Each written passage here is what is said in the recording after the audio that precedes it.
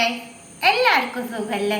റേഷനിൽ കിട്ടണ മട്ടരി വെച്ചിട്ട് ഒരു അടിപൊളി ബ്രേക്ക്ഫാസ്റ്റ് റെസിപ്പിയാണ് ഇന്ന് നമ്മൾ റെഡിയാക്കാൻ പോണേ.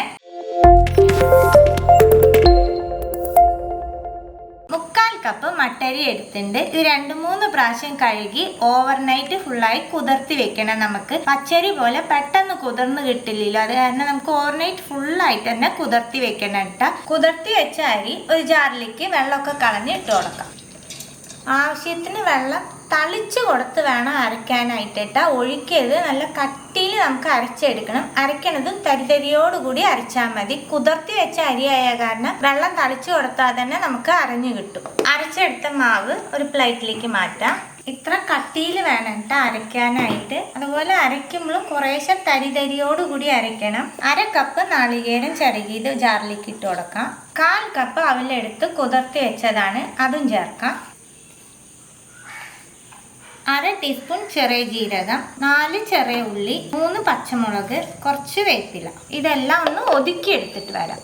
എല്ലാം ഒതുക്കിയെടുത്തു. ഇത് ഒതുക്കണ മുമ്പ് തന്നെ ഇതിൻ്റെ കൂടെ നമ്മൾ ഉപ്പ് ചേർത്തിട്ട് വേണം അടിക്കാനായിട്ട്. അത് കാരണം ഉപ്പ് ചേർത്ത് ഒന്നും കൂടി ഒതുക്കി എടുത്തിട്ട് വരാം. ചതച്ച് വെച്ചേക്കണ മിക്സ് അരച്ച് വെച്ചേക്കണ അരിമാവിൻ്റെ കൂടെ ചേർത്ത് കൊടുക്കാം. ഇതെല്ലാം നല്ലോണം നമുക്ക് മിക്സ് ചെയ്ത് കൊടുക്കാം. അരിമാവിൽ ഈ മിക്സ് കംപ്ലീറ്റ് പിടിക്കണം. അപ്പം എല്ലാം നമ്മൾ കുഴച്ചെടുത്തു. കുഴച്ചെടുത്തതിന് ശേഷം മാവ് ഒന്ന് ടേസ്റ്റ് നോക്കണം കേട്ടോ, ഉപ്പ് കറക്റ്റാണോന്ന്. നമുക്ക് 2 കൈയിലും എണ്ണ തൊട്ട് പുരട്ടാം.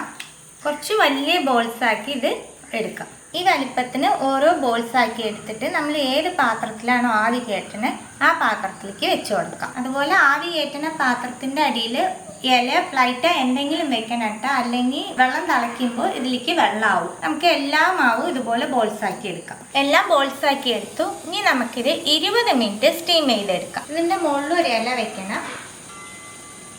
അപ്പം സ്റ്റീം ആകുമ്പോഴേക്ക് നമുക്ക് അതിനുള്ള ഒരു സൈഡ് ഡിഷ് റെഡിയാക്കാം. പാനിലേക്ക് 1 ടീസ്പൂൺ വെളിച്ചെണ്ണ ചേർക്കുന്നുണ്ട്. എണ്ണ ചൂടാവുമ്പോൾ പകുതി സവാള, 4 വെളുത്തുള്ളി, ചെറിയ കഷ്ണം ഇഞ്ചി, കുറച്ച് വേപ്പില, ചെറിയ കഷ്ണം പുളി, 2 ചുവന്ന മുളക്. സവാള ഒന്ന് സോഫ്റ്റ് ആക്കി എടുക്കാം. സവാള സോഫ്റ്റ് ആകുമ്പോൾ 1 തക്കാളി, ഈ ഡിഷിന് ആവശ്യമായിട്ടുള്ള ഉപ്പ്, 1/4 ടീസ്പൂൺ കാശ്മീരി മുളക് പൊടി. തക്കാളി നല്ല സോഫ്റ്റ് ആക്കി എടുക്കണം. തക്കാളി സോഫ്റ്റ് ആകുമ്പോൾ ഫ്ലെയിം ഓഫാക്കിയിട്ട് ഇതിലേക്ക് 1 ടേബിൾ സ്പൂൺ പൊട്ടുകടല ചേർക്കാം. ഈ മിക്സ് തണുത്തതിന് ശേഷം വെള്ളം ചേർക്കാണ്ട് ഫൈനായിട്ട് അരച്ചെടുത്തിട്ട് വരാം. അപ്പം ആവി കയറ്റാൻ വെച്ചിട്ട് 20 മിനിറ്റായി. ഫ്ലെയിം ഓഫാക്കിയിട്ട് നമുക്ക് തുറക്കാം. ഇത് ഒന്ന് തണുക്കണം കേട്ടോ. ഇപ്പം തന്നെ നമ്മൾ എടുക്കുമ്പോൾ ഇതിനൊരു ഒട്ടലുണ്ടാവും.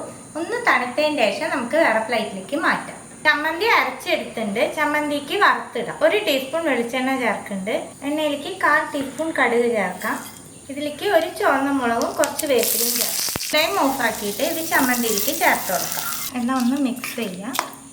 കുറേശ്ശെ തണുത്തിട്ടുള്ളൂ കേട്ടോ. നമുക്കൊരു പ്ലേറ്റിലേക്ക് മാറ്റാം. ഈ അപ്പത്തിന് ഇങ്ങനത്തെ ചമ്മന്തി നല്ല ടേസ്റ്റ് ഉണ്ടാവും കേട്ടോ. അതുപോലെ സാമ്പാർ കൂട്ടി കഴിക്കാനും നല്ല ടേസ്റ്റ് ഉണ്ടാവും. സിമ്പിളായിട്ടും നല്ല ഹെൽത്തി ആയിട്ടും നമ്മുടെ വീട്ടിലുള്ള 2-3 സാധനങ്ങൾ വെച്ച് നമുക്ക് റെഡിയാക്കാൻ പറ്റുന്ന ഒരു റെസിപ്പിയാണ്. അപ്പം എല്ലാവരും തീർച്ചയായിട്ടും ട്രൈ ചെയ്ത് നോക്കണം. ട്രൈ ചെയ്ത് നിങ്ങളുടെ ഫീഡ്ബാക്കൊക്കെ അറിയിക്കുക. പുതിയൊരു റെസിപ്പി ആയിട്ട് അടുത്ത വീഡിയോയിൽ കാണാം. See you. Bye.